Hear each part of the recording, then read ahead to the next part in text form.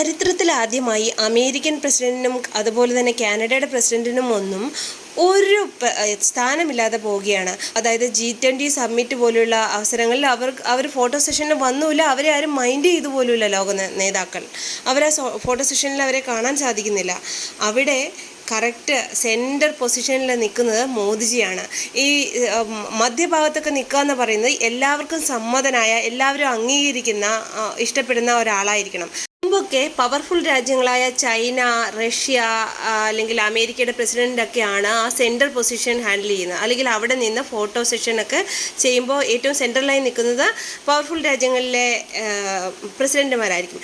എന്നാൽ ഇപ്പോൾ ഇന്ത്യയുടെ പ്രധാനമന്ത്രി മോദിജിയാണ് ആ സെൻട്രൽ സ്ഥാനത്ത് നിൽക്കുന്നതും നമ്മുടെ അഭിമാനകരമായി മാറിയിരിക്കുന്നതും. പണ്ട് ട്രൂഡോയും അല്ലെങ്കിൽ ജോ ബൈഡനൊക്കെ നിന്നിരുന്ന സ്ഥാനമാണ്. ഇന്ന് അവരെ മൈൻഡ് പോലും ചെയ്യുന്നില്ല ലോക നേതാക്കൾ. ഇതാണ് ഇന്നത്തെ ഇന്ത്യയുടെ പവർ.